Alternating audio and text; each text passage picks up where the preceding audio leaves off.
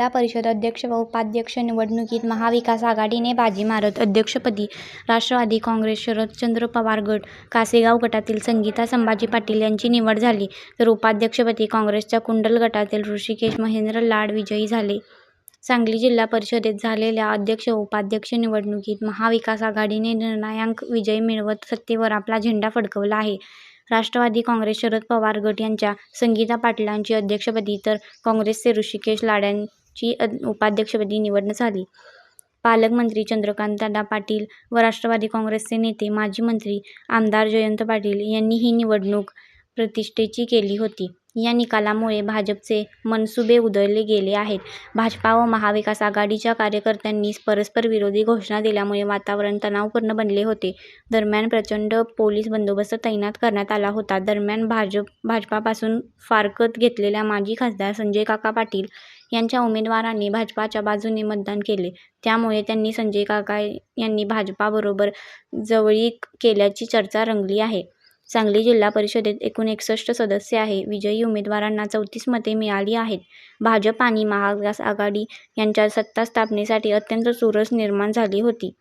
पालकमंत्री चंद्रकांत पाटील आणि राष्ट्रवादीचे नेते जयंत पाटील यांनी ही निवडणूक प्रतिष्ठेची केली होती. भाजपने सत्ता टिकवण्यासाठी सर्वतोपरी प्रयत्न केले, मात्र जयंत पाटील, आमदार विश्वजित कदम यांनी केलेल्या डावपेचांचा पुढे भाजपचे काही चालले नाही. निकाल जाहीर होताच महाविकास आघाडीच्या कार्यकर्त्यांनी जिल्हा परिषद परिसरात जल्लोष केला. गुलाल उधळत आणि फटाक्यांची आतिषबाजी करत विजय साजरा करण्यात आला.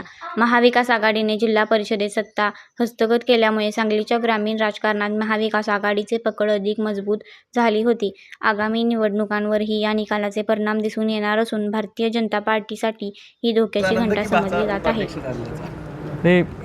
मुख्यतः सांगली जिल्हा हा पुरोगामी विचाराचा जिल्हा आहे आणि स्वर्गीय यशवंतराव चव्हाण साहेब, स्वर्गीय ज्येष्ठ नेते वसंतदादा, स्वर्गीय राजाराम बापू असतील, स्वर्गीय पतंगरावजी कदम साहेब, स्वर्गीय आर पाटील साहेब, अशा एक काँग्रेस पक्षाचा काँग्रेसही हा जिल्हा म्हणून मानला जातो. आणि नुकत्याच पार पडलेल्या जिल्हा परिषद पंचायत समितीमध्ये सुद्धा खूप चांगला कौल हा सांगलीच्या लोकांनी हा स्थानिक स्वराज्य संस्थांच्या निवडणुकीत हा महाविकास आघाडीला आणि काँग्रेस पक्षाच्या विचाराला दिला. हे स्पष्ट दिसून आलं. आज तालुका पंचायतीचेही निकाल आपण पाहिले तर सभापती होत असताना सत्ताधारी पक्षाचे फक्त एकूण 10 तालुक्यामध्ये 3 तालुक्यामध्ये हे सभापती झालेत. 7 तालुक्यामध्ये महाविकास आघाडीचे हे पंचायत समितीचे सभापती झालेले आहेत. त्याचबरोबर आज जिल्हा परिषदेमध्ये सुद्धा विशेष करून काँग्रेस, राष्ट्रवादी शरद पवार साहेब गट आणि याच ठिकाणी राष्ट्रवादी अजितदादा गट आणि जिल्ह्यातील आमचे नेते आदरणीय जयंतराव पाटील साहेब, आमचे खासदार सन्माननीय विशालदादा पाटील आणि अनेक नेतेगण, आदरणीय ज्येष्ठ नेते शिवाजीराव नाईक साहेब, आदरणीय ज्येष्ठ नेते अजितराव घोरपडे साहेब या ठिकाणी असतील, आमचे जिल्हाध्यक्ष विक्रमदादा सावंत, देवराजदादा पाटील, सगळी ज्येष्ठ मंडळी ह्यांनी जी ताकद लावली त्यातनं हे समीकरण जमलं. आणि आज राष्ट्रवादी काँग्रेस पक्षाचे अध्यक्ष हे वाळव्या तालुक्यातले झालेत आणि ज्या पलूस कडेगाव मतदारसंघातनं 8 जिल्हा परिषद सदस्य काँग्रेसचे निवडून आले, तिथून पलूस तालुक्यातल्या एका तरुण कार्यकर्त्याला ऋषिकेश लाड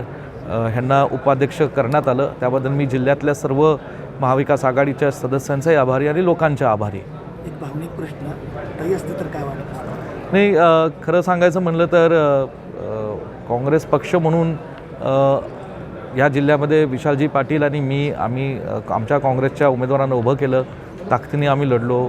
त्यामध्ये कार्यकर्त्यांचं खूप मोठं यश आहे. महाविकास आघाडी म्हणून आम्ही आणि जयंतराव पाटील साहेबांनी एकमेकांच्या प्रचारात चांगली साथ दिली, कार्यकर्त्यांनी साथ दिली.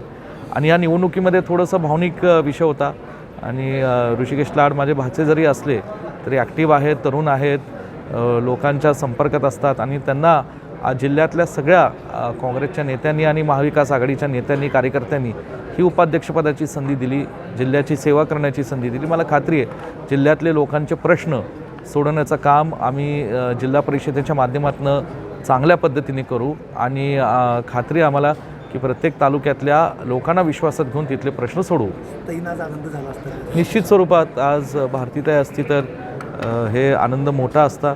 आणि एक भाऊ म्हणून मलाही आनंद आहे की आज म्हणजे त्यांच्या मुलाला, माझ्या भाचाला आज सदस्य केल्यानंतर उपाध्यक्ष करण्यामध्ये मला आणि आम्हा सगळ्यांना मोठं यश मिळालं. त्यामध्ये जयंतराव पाटील साहेब, विशालजी पाटील आणि पुन्हा एकदा सगळ्या जिल्हा परिषद सदस्यांचं जे सहकार्य मला मिळालं त्याबद्दल मी त्यांचा आभारी आहे.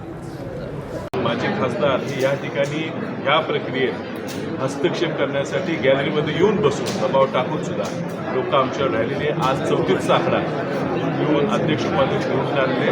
आता येणाऱ्या सभापती निवडून त्याच्या पुढच्या काळात हा आकडा वाढत चालला. आज ह्या ठिकाणी राजाराम बापू ह्या जिल्ह्याचे ज्येष्ठ नेते होते आणि त्यांच्या कुटुंबातले संगीता पाटील ह्या अध्यक्ष झाला. ह्याबद्दल निश्चित आज आम्ही एकत्र काम करतो.